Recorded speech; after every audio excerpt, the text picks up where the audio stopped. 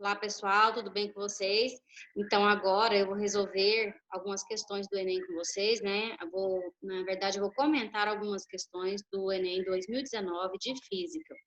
E eu peço que vocês agora peguem papel, lápis, borracha e, se tiver alguma dificuldade, vai pausando o vídeo para que vocês possam compreender as questões. A única maneira de você aprender física é praticar, tá? Porque física é uma ciência exata, embora ela não é tão exata, né? Mas ela está classificada dentro das ciências das exatas e precisa estar exercitando, tá? Então, vamos lá. Bem, então a gente vai comentar algumas questões do Enem 2019 e a prova que vai ser a minha referência é a prova amarela, tá? Então, vamos lá. O segundo dia, o caderno 5, que era o caderno das questões amarelas. Antes de começar a comentar as questões de física, eu achei essa questão muito interessante para estar comentando com vocês, porque é uma questão que a gente trabalha muito em sala de aula e que eu cobro muito de vocês, que é a notação científica. Então, essa questão até me surpreendeu. Ano passado, ela caiu na prova de matemática, bem específica mesmo, né? Para colocar o número em notação científica. Então, vamos lá. É a questão 144 do caderno amarelo. A gripe é uma infecção respiratória aguda de curta duração causada pelo vírus influenza. Ao entrar no nosso organismo pelo nariz, esse vírus multiplica-se, disseminando-se para a garganta e demais partes das vias respiratórias, incluindo os pulmões. O vírus influenza é uma partícula esférica que tem um diâmetro interno de 0,00011 milímetros. Em notação científica, o diâmetro interno do vírus influenza é em milímetros. Então, ele dá aqui as alternativas, né? A, B, C, D, E, para você colocar esse número em notação científica. Então, vamos ao comentário da questão. Só relembrando com vocês que o número em notação científica, se eu estou falando de vírgula, né? Então, quando a vírgula está caminhando para a direita, nós vamos considerar o expoente negativo. Quando a vírgula caminha para a esquerda, o expoente será positivo. Quando o número diminui, a potência aumenta. Se o número aumenta, a potência diminui. Então, nesse caso, a gente tem 0,00011. Colocando esse número em notação científica, nós vamos caminhar uma casa, duas casas, três casas, quatro casas, porque o número tem que ficar entre 1 e 10, né? E ser menor que 10. Então, se eu deslocar quatro casas, ele vira 1,1, 10 elevado a menos 4. Olha só, vírgula caminhando para a direita, expoente negativo. Tá certo? E a resposta está aqui, então, no gabarito, na letra D. 1,1 vezes 10 elevado a menos 4. Observa que essa questão foi muito fácil. Ele pediu em milímetro e ele nem pediu que transformasse para metro ou outra unidade. Era só a mesma notação científica. Tá? Então, essa foi uma questão da prova de matemática. Nós vamos iniciar agora a prova de física. Observa que essa questão 91 é um assunto muito cobrado, muito recorrente, que é o conceito da eletrodinâmica, né? Circuitos elétricos. Então, ele diz que uma casa tem um cabo elétrico mal dimensionado de resistência igual a 10 ohms. Se a gente olhar aqui, a gente tem um resistor de 10 ohms, que a conecta à rede elétrica de 120 volts. Está aqui a voltagem da rede. Nessa casa, 5 lâmpadas de resistência igual a 200 ohms. Então, eu tenho 5 lâmpadas com resistência igual a 200 ohms. Estão conectadas ao mesmo circuito que uma televisão, né? De resistência igual a 50 ohms. Observa que as lâmpadas e a TV está conectada também a esta rede. Conforme ilustrado no esquema. A televisão funciona apenas com tensão entre 90 e 130 volts. Observa que se a televisão funciona entre 90 e 130, o mínimo que a TV vai funcionar é com 90. Só que olha só o que ele pede. O número máximo de lâmpadas que podem ser ligadas sem que a TV pare de funcionar é... Gente, uma dica para vocês. Quando você vai ler uma questão do Enem, eu gosto de ler primeiro o comando. Nem que seja aqui uma leitura rápida visualmente, o número máximo de lâmpadas que podem ser ligadas sem que a televisão pare de funcionar é. Então, isso aqui lá no seu cérebro já vai estar ligado, que ele quer o número máximo de lâmpadas. Agora, você lê e vê como é que você pode proceder com a resposta, né? Olha, eu redesenharia o circuito. Se a gente fosse redesenhar esse circuito aqui, nós vamos ver que tem um cabo, né? E um resistor de 10 ohms. Aqui ele está, o cabo e um resistor de 10 ohms. Seguindo, ele vai sofrer uma ramificação e vai para a televisão, que é 50 ohms. Esse 50 ohms, ele está ligado com esses resistores de 200 aqui. Eu coloquei só alguns aqui, tá? Só para você entender que eu tenho 10 ohms aqui, depois aqui eu tenho em série, os 50 está em série com as lâmpadas, tá ok? E que a TV, ela funciona de 90 a 130, então quer dizer que o mínimo que a TV funciona é 90. Se a DDP total é 120, então quer dizer que 90 menos 120, ou 120 menos 90, sobra 30 volts para essa lâmpada, para esse resistor de 10 ohms, ok? Então, a primeira coisa que nós vamos fazer é calcular a corrente que passa nesse resistor de 10. Vamos lá? Então, aplicando a primeira lei de Ohm, U é igual a R vezes I. U é a DDP que passa nesse resistor. Quando a DDP está indo nesse resistor, então ela é de 30 volts, que é igual a resistência, que é 10 vezes I. 10 vezes I é igual a 30, 30 dividido por 10, 3 amperes. Vocês lembram que quando a gente está estudando o circuito em associação mista, a corrente elétrica está vindo aqui, no caso de 3 amperes, que é a corrente total do circuito. Chega aqui nesse ponto, ela vai se dividir. Ela vem para o de 50, e nesse caso ela iria para outros que estivessem conectados aqui. Como aqui não tem nada, então ela vai para os de 50, que vai se distribuindo pelas lâmpadas também, ok? Então agora nós vamos calcular a corrente que passa na TV. Nós calculamos a corrente que passa nesse resistor de 10, nós vamos calcular a corrente que passa na televisão, considerando que o resistor da televisão é 50 ohms. U é igual a R vezes I, a DDP mínima para a televisão é 90, resistência do resistor da televisão é 50, e 50 vezes I é igual a 90, 90 dividido por 50, nós vamos ter aqui 1,8, né? Agora nós vamos calcular a intensidade total que passa pelas lâmpadas. Então, lembra que eu calculei de 10, o de 50 e o das lâmpadas.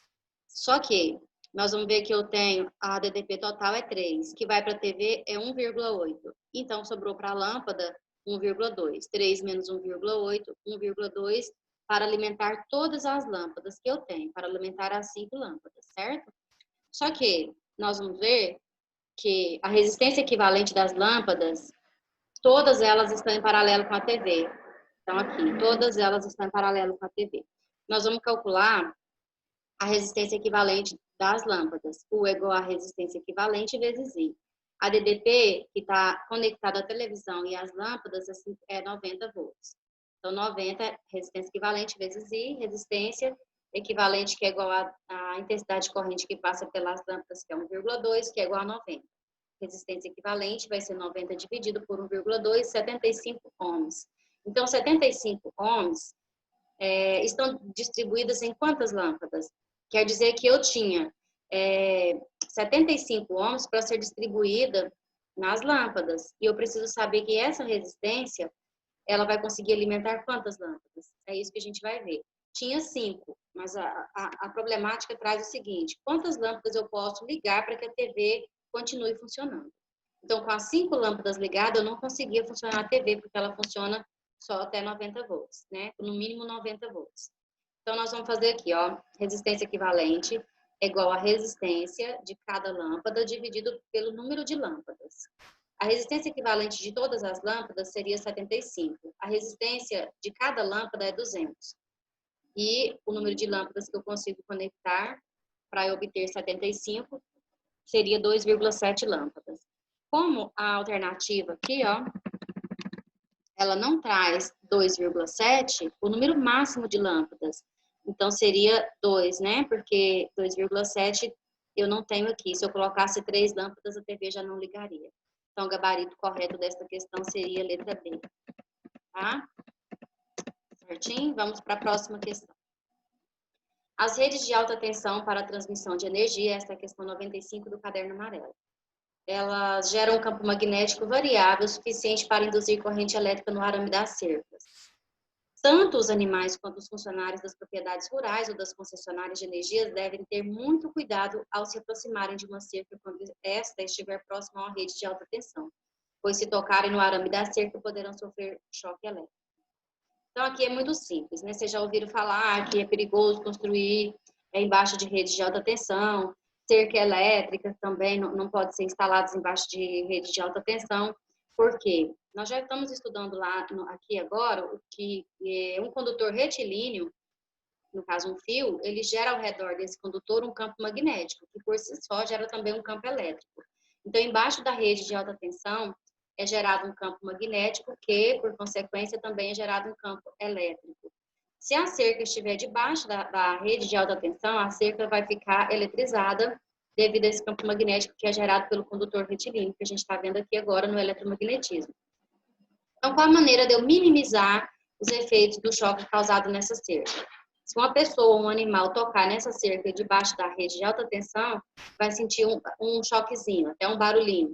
Às vezes o choque não é tão alto, mas se ele for armazenando devido ao atrito do ar e tal, e outras situações, ou também durante algumas tempestades, pode haver até mortes, né, pelo choque. Como é que poderia estar minimizando isso? Gente, essa questão é muito simples. Eu tenho que fazer o aterramento dos arames da cerca. Nós já estudamos lá, né, que o fio terra, ele vai fazer o descarregamento dos elétrons em excesso que estaria na cerca. Então, segundo o enunciado, a corrente elétrica dos fios de alta tensão, ele gera uma variação do fluxo magnético, o que permite a indução de uma corrente em cercas elétricas. Para evitar choques elétricos em animais e pessoas, deve-se fazer o aterramento da cerca para que entre em contato com a terra, o que gera o descarregamento dela, e o gabarito correto seria a letra A. Outra alternativa seria também colocar alguns isolantes em partes da cerca. Não sei se vocês já observaram nas fazendas, que entre as certas distâncias entre os arames tem uma mangueirinha de plástico, né? Ou algum anel de plástico, ou argolinha, é justamente para isso também. Então, ou aterramento ou esse isolamento de parte da cerca. Então, as alternativas, ele tinha o aterramento, acrescentar fusível de segurança na cerca, nada a ver. Realizar o aterramento da rede de alta tensão, impossível. Instalar fusível de segurança na rede de alta tensão também não condiz. E utilizar fios encapados com isolante na rede de alta tensão. Nada a ver, né? Então, seria na letra A o aterramento dos arames ali, da cerca. A outra questão, 97 do caderno amarelo, diz que numa feira de ciências, um estudante utilizará o disco de Maxwell, que é o ioiô. Todo mundo já brincou com o ioiô e já sabe como é que ele funciona. Para demonstrar o princípio da conservação da energia. Outro assunto recorrente também é a conservação da energia, tá? A apresentação consistirá em duas etapas. A etapa 1, a explicação de que à medida que o disco desce, parte de sua energia potencial gravitacional é transformada em energia cinética de translação e energia cinética de rotação. A etapa 2 fala que o cálculo da energia cinética de rotação do disco no ponto mais baixo da sua trajetória, supondo o sistema conservativo. Ao preparar a segunda etapa, ele considera a aceleração da gravidade igual a 10 metros por segundo ao quadrado. Gente, uma novidade para vocês. Aqui no 2019, a banca já colocou 10 metros por segundo ao quadrado, escrito desta maneira, tá? Que é a mesma coisa. Porque quando você está dividindo o número que ele passa para cima, ele passa negativo. Então, 10 metros por segundo ao quadrado, que corresponde a isso daqui, tá? E a velocidade linear do centro de massa do disco desprezível em comparação com a velocidade angular. Em seguida, mede a altura do topo do disco em relação ao chão, no ponto mais baixo de sua trajetória, obtendo 1/3 da altura da haste do brinquedo. Então, quer dizer que essa distância daqui até aqui, ó, até a haste do brinquedo aqui, é 1/3 da altura. As especificações de tamanho do brinquedo, comprimento, largura e altura, assim como a massa do disco de metal, foram encontradas pelo estudante no recorte do manual ilustrado a seguir. Então, aqui ele colocou as especificações.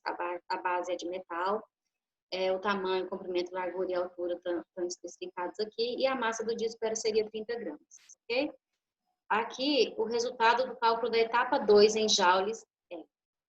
Gente, a etapa 2, ele pede que o cálculo da energia cinética de rotação do disco no ponto mais baixo da trajetória, supondo um sistema conservativo. Ele quer saber qual a energia cinética do brinquedo aqui embaixo. Então, ele vai descer até aqui, né? Depois ele sobe de novo, que é o ioiôzinho. Então, quando ele chega aqui, ele quer saber qual é a energia cinética dele. Vamos ver o que o exercício trazia para a gente complementar isso. Ao preparar a segunda etapa, ele considera a aceleração da gravidade igual a 10 metros por segundo ao quadrado e também ele considera a velocidade linear do centro de massa do disco desprezível em comparação com a velocidade angular. Então, a velocidade linear é desprezível quando comparada à velocidade angular. Isso quer dizer que a energia cinética de translação é muito inferior à energia cinética de rotação. Então, a gente pode considerar que ela seja zero. E então, toda a energia potencial, ela foi transformada em energia cinética apenas de rotação. Então, a gente conclui que aqui nós temos as especificações. Vamos transformar primeiro, antes da gente colocar. Então, 30 gramas, eu tenho que dividir isso por 1.000. Quando a gente divide por 1.000, eu volto 3 casas decimais, que seria 0,030. Ou então, eu multiplico por 10 elevado a menos 3. 410 milímetros, que é a altura que ele deu aqui, ó, comprimento, largura e altura. Seria também vezes 10 elevado a menos 3 metros, que eu tenho que transformar de milímetro para metro. Porque o sistema internacional, para unidade de massa é quilograma, para unidade de comprimento é metro, certo? Então, nesse caso, a energia cinética de rotação, ela vai ser igual à energia potencial. Que o exercício fala, ó. Isso quer dizer que a energia cinética de translação vai ser desconsiderada. Então, a gente vai considerar a energia cinética de rotação igual à energia potencial. Nós sabemos que a energia potencial gravitacional, já que tem altura aqui, é massa vezes gravidade vezes altura.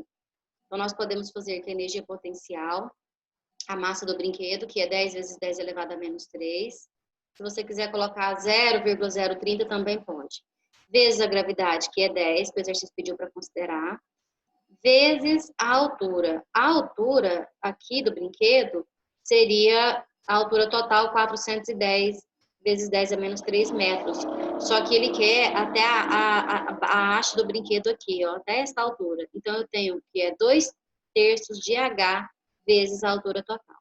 Então, por isso eu coloco 2/3 vezes a H, que o H é aqui, ó, 410.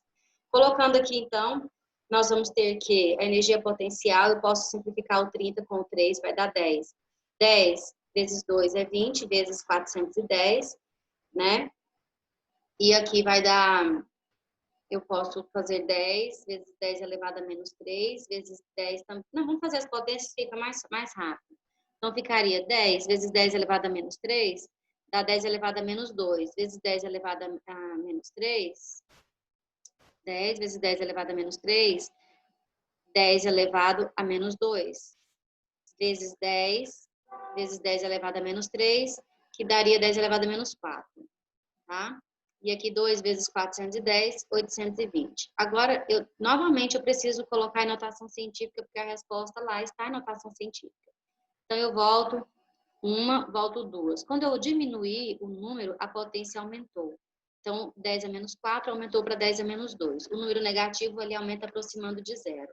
Então, portanto, o gabarito dessa questão é o gabarito B, né? Então, aqui nós teríamos as alternativas. E o gabarito B, 8 vezes 20 vezes 10 elevado a menos 2. Ok? Então, vamos para mais uma questãozinha. Questão 103. Essa questão, o Enem também gosta muito de cobrar essa questão envolvendo o princípio da óptica em relação à visão. Os olhos humanos normalmente têm 3 tipos de cones responsáveis pela percepção de cores. Um tipo para tons vermelhos, um para tons azuis e outro para tons verdes. As diversas cores que enxergamos são o resultado da percepção das cores básicas, como indica a figura. A protanopia é um tipo de daltonismo em que há diminuição ou ausência de receptores da cor vermelha. Quer dizer que quem é daltônico, ele tem dificuldade em enxergar a cor vermelha e as cores relacionadas com o vermelho também. Considere um teste com 2 voluntários. Uma pessoa com visão normal e outra pessoa com o caso severo de protanopia. Nesse teste, eles devem escrever a cor dos cartões que lhes são mostrados. São utilizadas as cores indicadas na figura.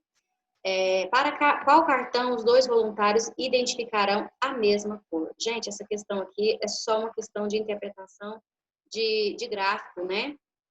Observa agora que a gente tem o gráfico aqui, onde eu tenho o vermelho, o verde e o azul. Quando eu junto o vermelho com o verde, eu tenho amarelo. Quando eu junto o azul com o vermelho, eu tenho magenta. O verde com o azul, eu tenho ciano. E o branco é a junção de todas as cores ali. Aqui, o Enem, ele imprime preto e branco, mas se ele tivesse uma impressão colorida, né, o verde, o vermelho e o azul, ficaria mais fácil para você estar visualizando essas questões que estão escritas aqui. Tá certo? Olha só. Qual cor os 2 enxergam? Independente. Então, olha só. Se eu pegar o azul com o verde, eu tenho o ciano, que é aqui. Se eu pego o vermelho com o azul, eu tenho o magenta, que é esse pedacinho dessa cor. Se eu pego o vermelho com o verde, eu tenho um pedacinho aqui amarelo. Então, ele pede para a gente ver qual cor os dois poderão ver sem interferência, sem pegar o vermelho, tá? Então, olha só. As cores primárias, que é o vermelho, o verde e o azul, ao se misturarem, elas formam as demais colorações, tais como amarelo, magenta e ciano, além do branco. A questão dizia que o indivíduo com daltonismo, que não conseguia enxergar a luz vermelha, e outro indivíduo saudável, eles deveriam conseguir enxergar a mesma cor. O que significa dizer que não pode ter em sua composição a cor vermelha, porque se ele enxergasse a cor vermelha, o daltônico não conseguiria enxergar. A única das opções que não continha vermelho na composição era o azul. Então, observa. Se eu pegar aqui ó, a cor azul, ela não faz parte da cor vermelha, tá? Então, nesse caso aqui, eu tenho o gabarito E. Observa que se eu tenho verde com vermelho, eu tenho amarelo. Então, o azul aqui, ó, ele não tá enxergando com vermelho, porque ele só pega o magenta. Então, nesse caso, a gente tem o gabarito aqui. Opa, deixa eu voltar. Gabarito E, que seria o azul. Questão 113. A questão 113 é uma questão de calorimetria. Esse conteúdo também é muito cobrado, tá? Na verdade, eu selecionei os conteúdos mais recorrentes para vocês, tá? Questão 113 do caderno amarelo diz que em uma aula experimental de calorimetria, uma professora queimou 2,5 gramas de castanha de caju crua para aquecer 350 gramas de água em um recipiente apropriado para diminuir as perdas de calor. Com base na leitura da tabela nutricional a seguir e da medida da temperatura da água, após a queima total do combustível, ela concluiu que 50% da energia disponível foi aproveitada. O calor específico da água é 1 caloria por grau Celsius, né? E a sua temperatura inicial era de 20 graus Celsius. Qual foi a temperatura da água em graus Celsius medidas ao final do experimento? Então, é uma situação típica de calorimetria envolvendo trocas de calor, né? E ele pede a temperatura final. E foi dada a tabela para a gente aqui. Então, o valor energético para a castanha de caju, ele queimou 2 castanhas e meia. Sabemos que 10 gramas são 2 castanhas. Então, eu preciso saber 2 castanhas e meia, quantos gramas seria, né? Então, olha só. O cálculo do valor energético para 2 castanhas e meias. De acordo com a tabela, nós temos que 10 gramas de castanhas aqui correspondem a 2 castanhas, que correspondem também a 70 quilocalorias de energia. 2 gramas e meio de castanha, quantas quilocalorias? Então, fazendo a multiplicação cruzada, nós vamos ter que 10 vezes x é igual a 2,5 vezes 70.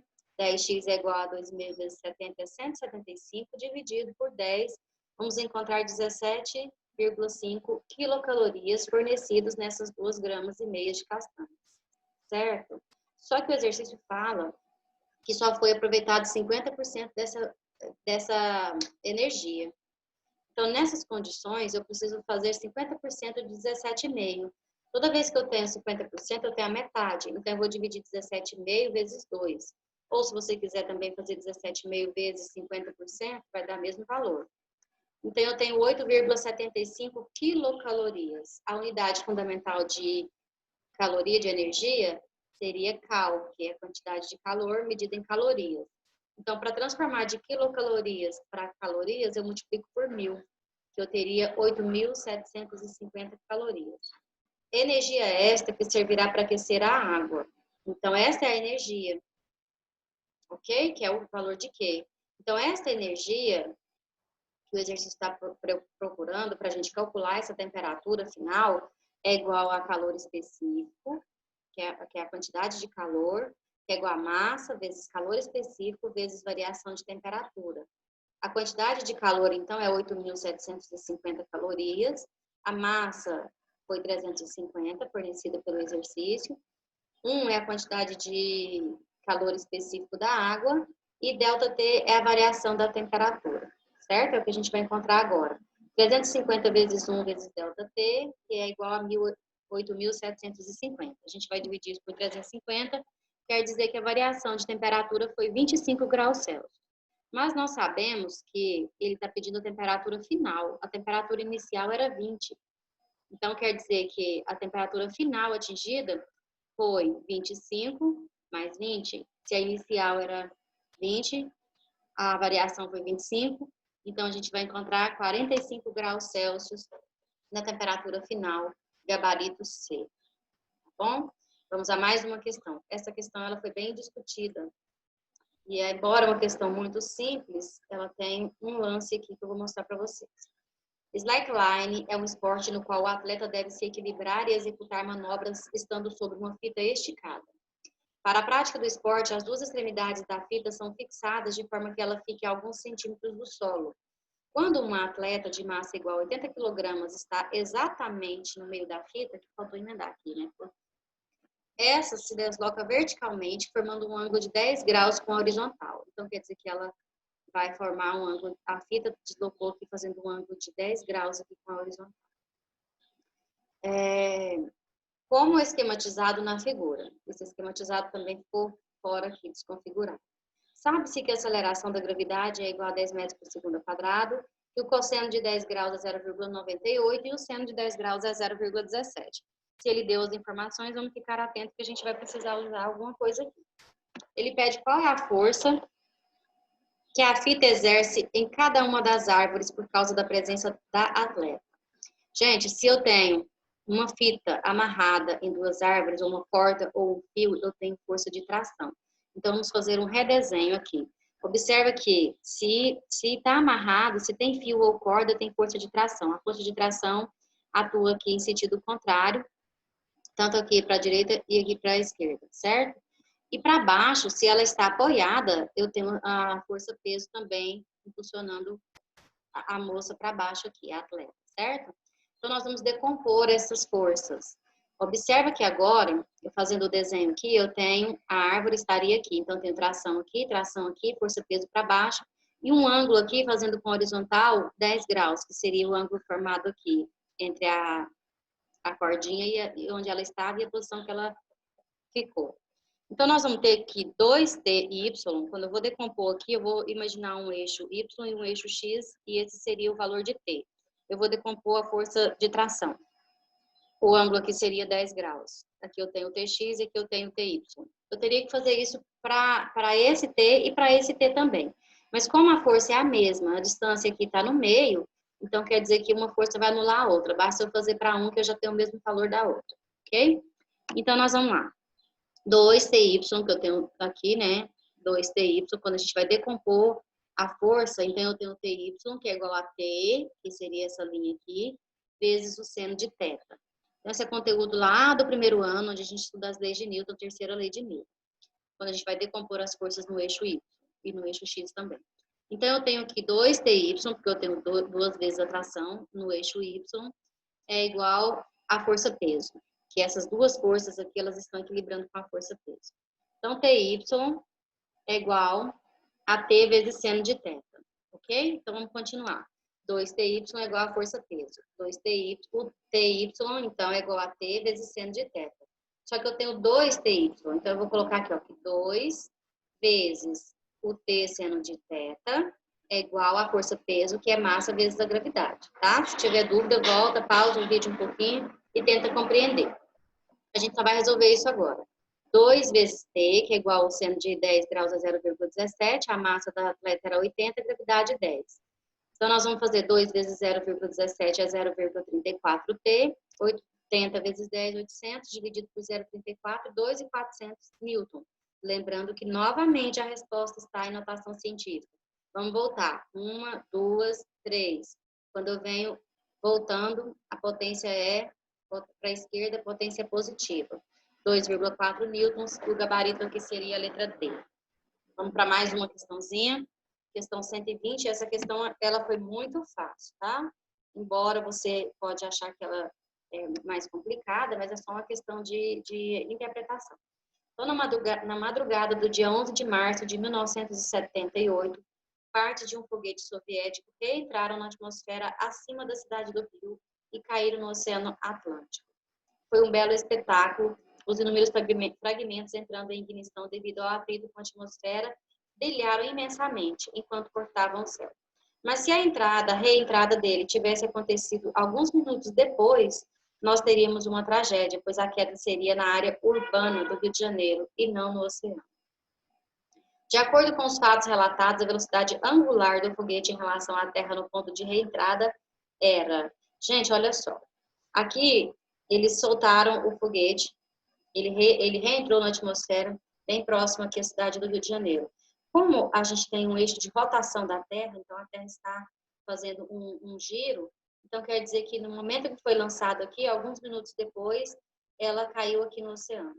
Então, se ela tivesse retardado, poderia estar caindo dentro da cidade do Rio de Janeiro, causando uma catástrofe, né? Vamos entender, então. A velocidade angular, ela está associada com o ângulo que é descrito durante um certo intervalo de tempo, que nesse caso seria o ângulo pela inclinação do movimento da Terra, tá certo? Então, aqui a gente tem o sentido de rotação da Terra, e o sentido de rotação do foguete também era no mesmo sentido de rotação da Terra. Então, a gente tem a Terra e o foguete. Observa que o foguete, ele tenderia a... Se eu lançasse ele aqui, ele iria deslocar e cair dentro do oceano, tá?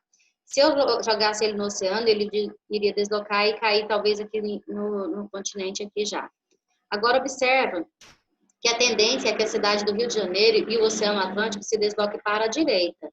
Então, a cidade do Rio de Janeiro vai estar se deslocando para cá com o tempo e o oceano também vai estar se deslocando para a direita.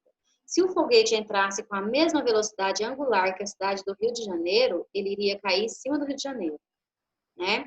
Então, se a velocidade fosse menor, ele iria cair dentro do continente aqui ainda. Então, portanto, a velocidade de lançamento do foguete, ele precisa ser maior do que a velocidade de deslocamento da Terra. Então, muito simples. Vocês já viram falar no foguete estacionário, né? Então, o foguete estacionário, ele é colocado em um ponto do planeta e ele vai estar girando com a mesma velocidade desse planeta, com a mesma órbita. Então, dá a impressão que ele está no mesmo lugar, porque ele gira de acordo com o eixo de rotação do planeta ou do satélite que foi colocado lá. Então, aqui é a mesma coisa. Se eu colocar assim, se ele, com a mesma velocidade da Terra, ele iria cair em cima. Se eu coloco com a velocidade anterior, ele ia cair para cá. Se eu coloco com a velocidade maior, ele vai cair para a direita. Tá certo?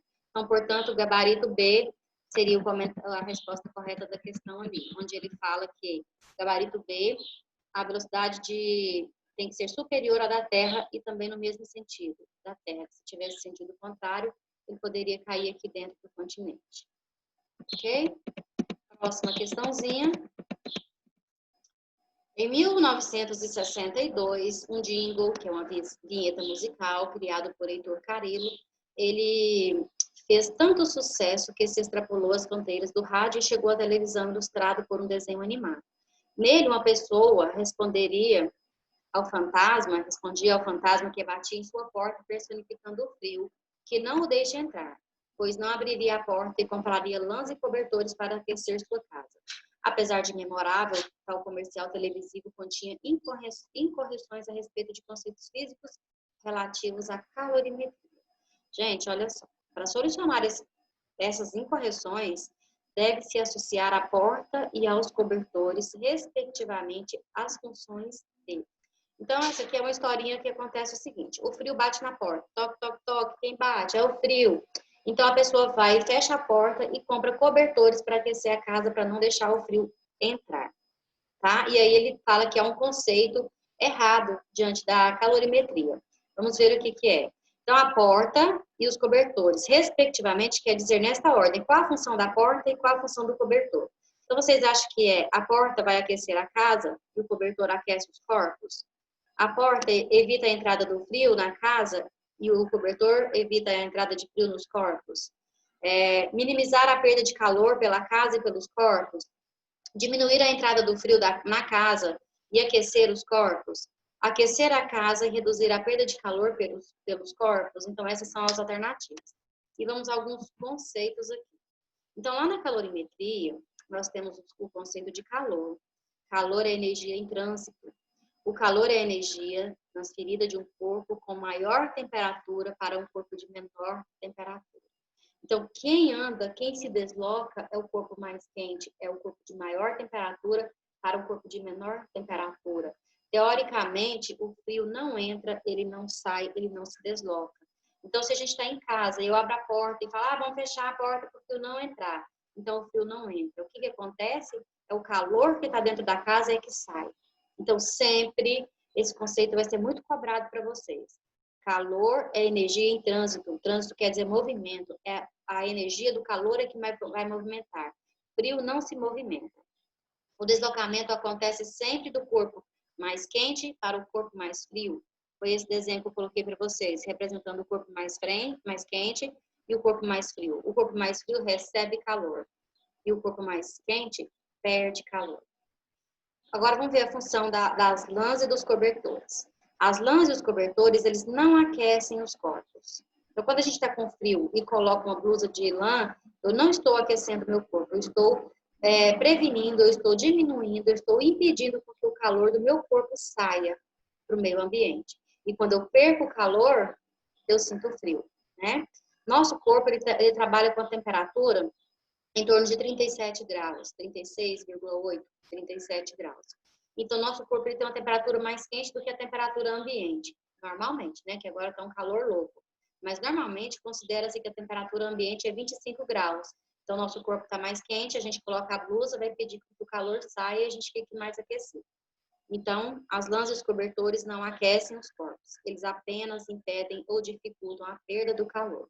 O cobertor ele é um isolante térmico, por isso ele vai dificultar as trocas de calor, minimizando a perda de calor. Mesma coisa da blusa de frio. Se eu coloquei um cobertor, eu estou impedindo que o calor saia.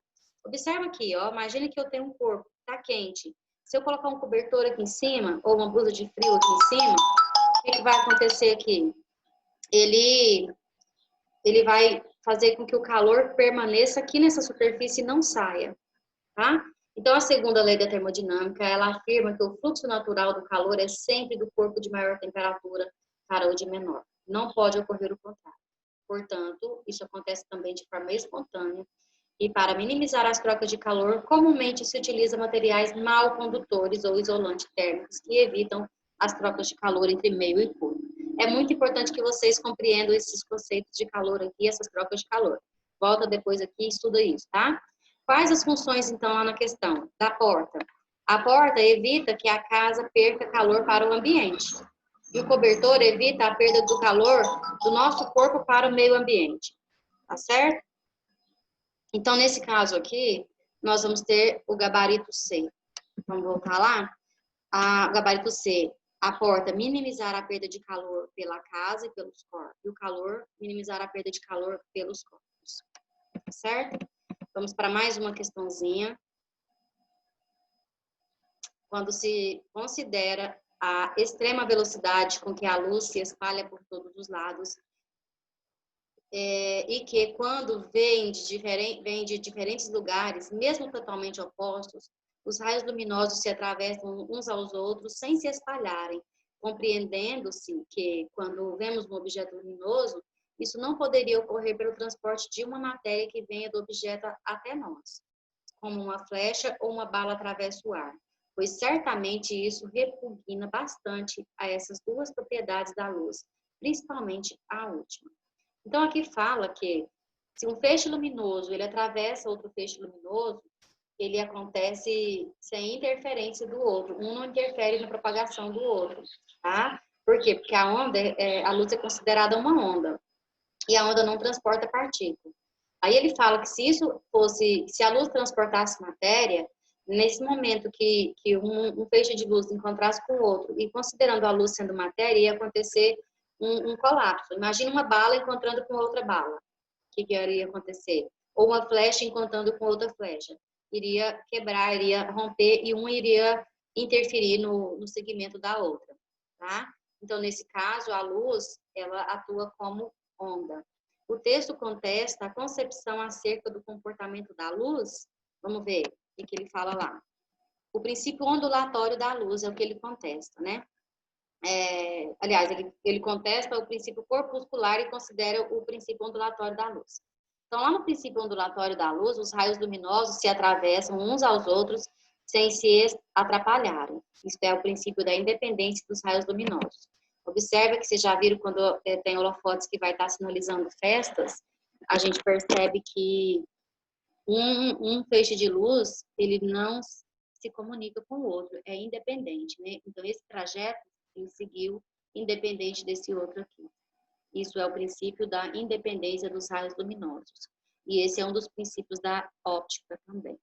O princípio ondulatório da luz, ele contraria o modelo corpuscular definido por Newton, que descreve a luz como um feixe de partículas. Então, aqui ficou bem claro no texto que Newton ele descreve a luz como um feixe de partículas e nós temos o princípio ondulatório. Então, nesse caso, é o gabarito C. E o gabarito C,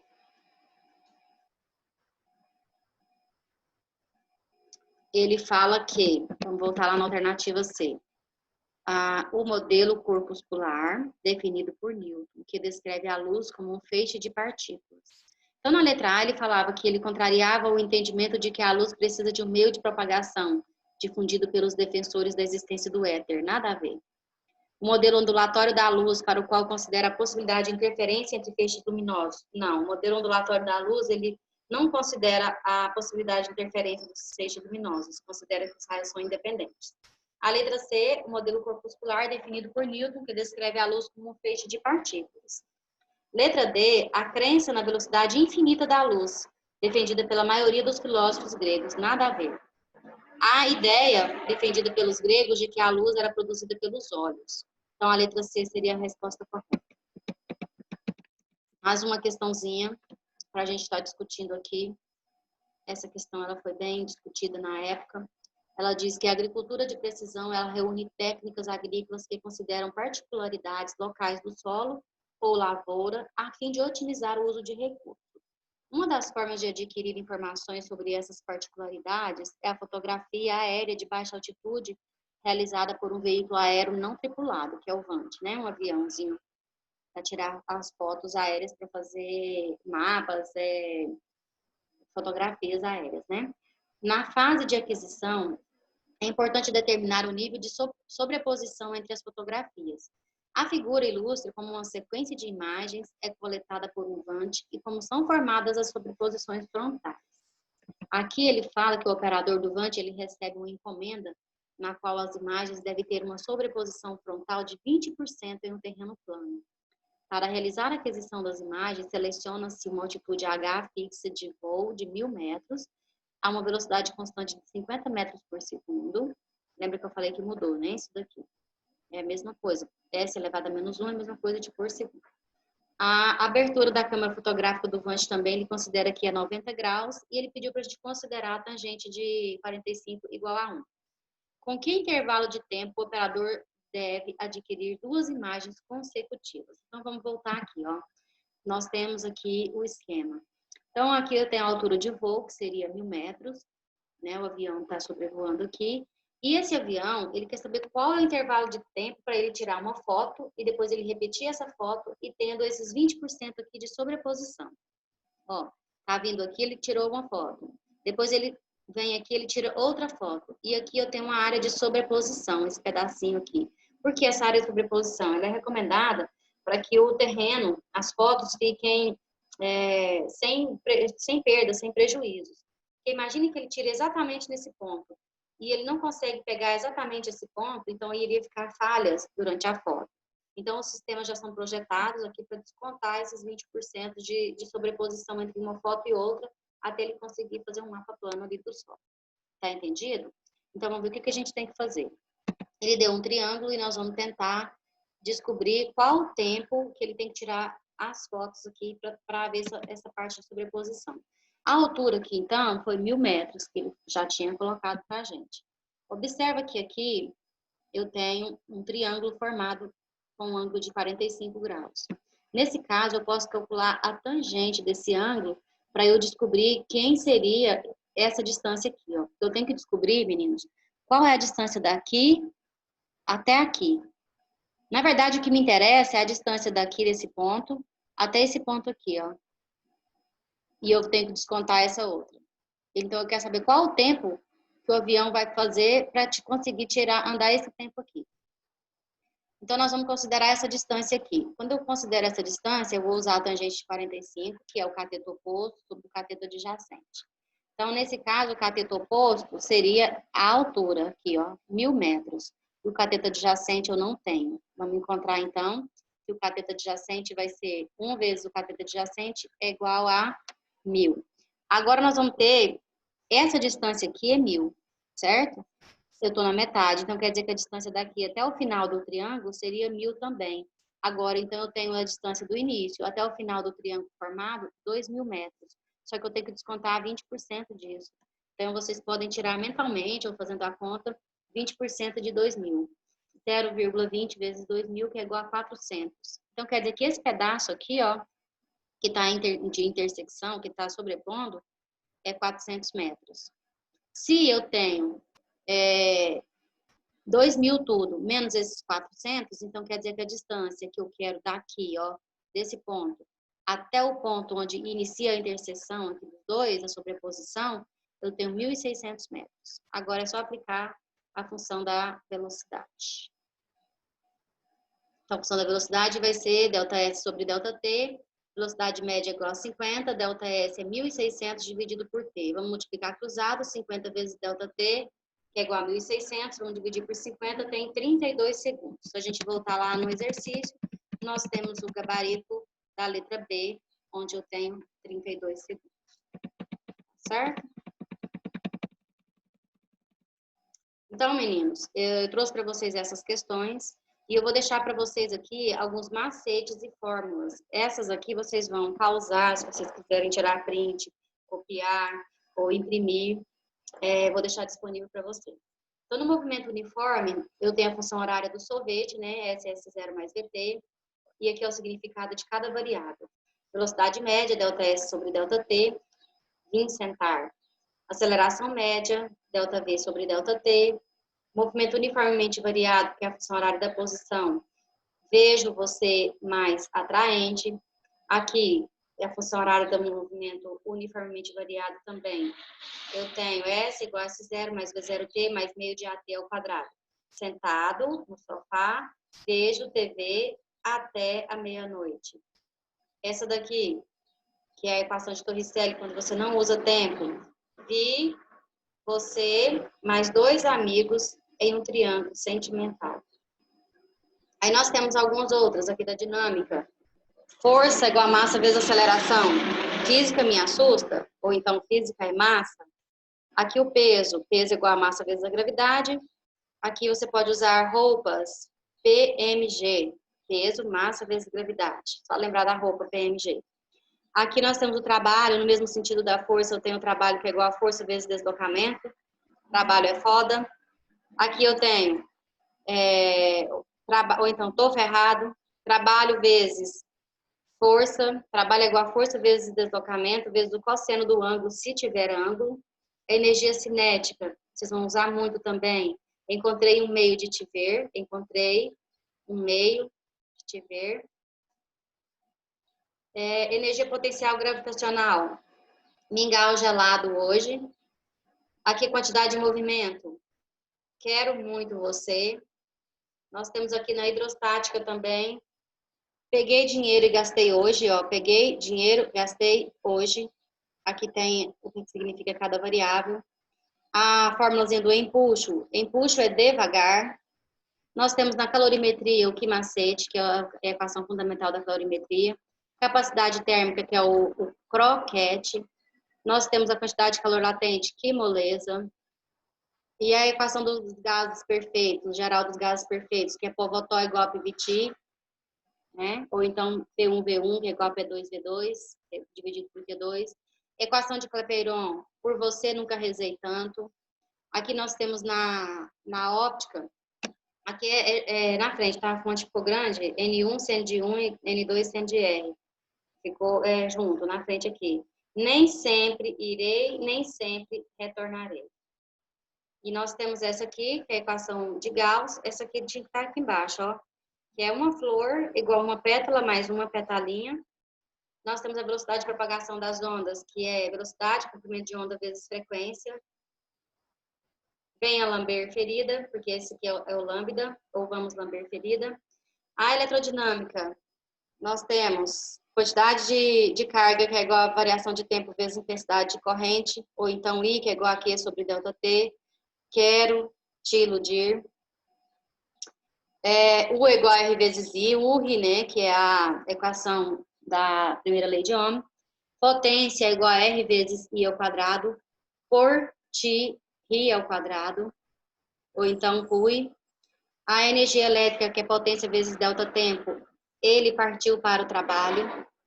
Aqui nós temos força, campo elétrico vezes carga, fique elegante, querida. E nós temos aqui no eletromagnetismo, bate em um leque 2 pirralhos, que é o campo magnético gerado aqui por um condutor retilíneo, e esse Mi zero é 4π vezes 10 elevado a menos 7, que é um valor fixo. E nós temos a força magnética ou força de Lorentz, que também é utilizado em cargas em movimento, que você pode chamar de feliz quem vê bem sem óculos. Então, isso daqui era só para dar uma descontraída, e isso ajuda muito vocês, tá? Eu espero ter ajudado vocês e que vocês façam uma excelente prova. Que vocês tenham bons estudos e que nunca nos falte a esperança de dias melhores.